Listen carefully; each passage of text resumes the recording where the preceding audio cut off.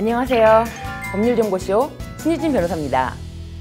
이번 시간에는 학교폭력 사건을 조사한 상담교사가 학교폭력 관련 징계를 의결하는 학교폭력자치위원회 위원으로 참여하는 것은 부당하다는 판결에 대해 살펴보도록 하겠습니다.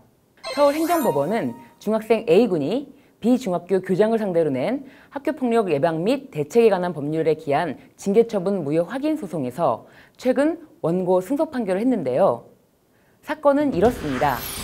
B중학교는 A군 등 5명이 같은 반 학생에게 신체폭행과 언어폭력을 가했다는 내용을 접수받고 학교 측은 먼저 가해자로 지목된 학생들에게 출석정지 10일의 결정을 내렸습니다.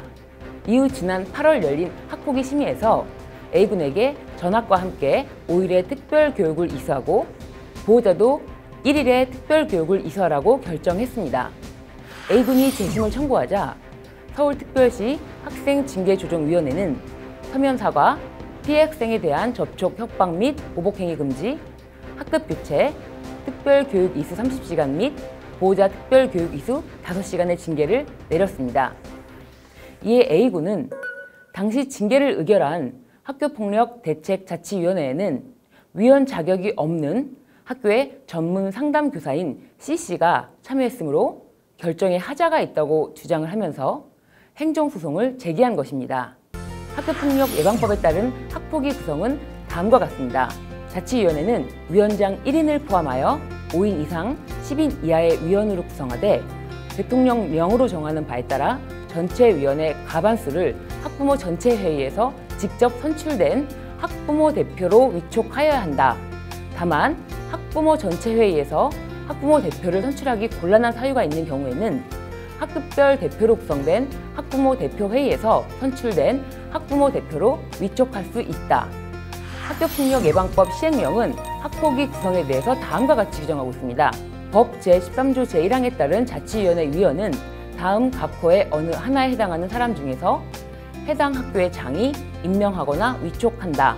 제1호 해당 학교의 교감, 제2호 해당 학교의 교사 중 학생 생활 지도 경력이 있는 교사, 제3호 법 제13조 제1항에 따라 선출된 학부모 대표, 제4호 판사, 검사, 변호사, 제5호 해당 학교를 관할하는 경찰서 소속 경찰 공무원, 제6호 의사 자격이 있는 사람, 제7호 그 밖의 학교폭력 예방 및 청소년 보호에 대한 지식과 경험이 풍부한 사람.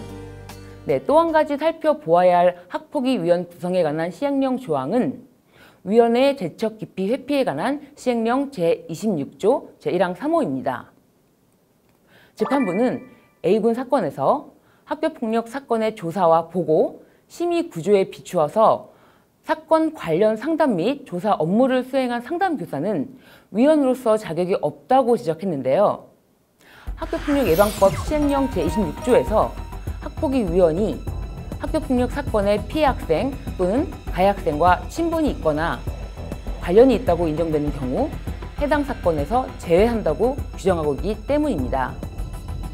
그러면서 재판부는 처분 결정 당시 학폭위 제적 인원은 전문 상담교사를 제외하면 4명에 그쳐 제적위원 9명의 과반에도 미치지 못해 개의 요건도 충족되지 못한다면서 절차상 하자가 객관적인 만큼 A군에 대한 처분은 무효라고 판단을 한 것입니다.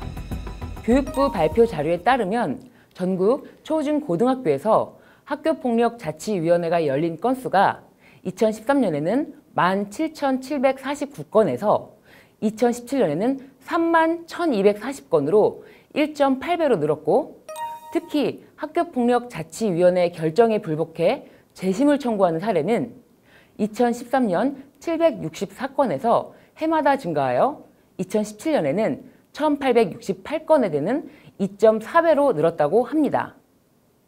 현행법상 학교폭력과 관련해 이의가 있는 경우 피해 학생은 학교폭력대책지역위원회에, 가해 학생은 시도학생징계조정위원회에 각각 재심을 청구할 수 있도록 규정하고 있어 해당 조치가 전학 또는 퇴학인 경우에 학교폭력대책지역위원회와 시도학생징계조정위원회의 재심 결과가 각각 다르게 나오는 문제가 발생하고 있습니다.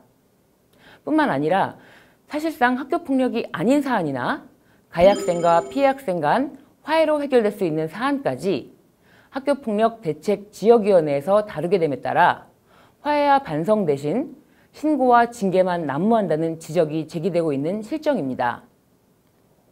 그렇기 때문에 현재 학교폭력 예방법에 대해서 전담기구 또는 교원의 가해 피해 사실 여부에 대한 조사 결과 가해 피해 사실이 없다는 것이 명백하거나 학교폭력 당사자 간 화해가 성립한 경우에는 학교폭력 대책 자치위원회 회의가 소집되지 않을 수 있도록도 하여 당사자 간의 평화적 해결 가능성을 높이고자 하는 방법으로 법 개정을 하려고 하는 논의 중에 있기도 합니다.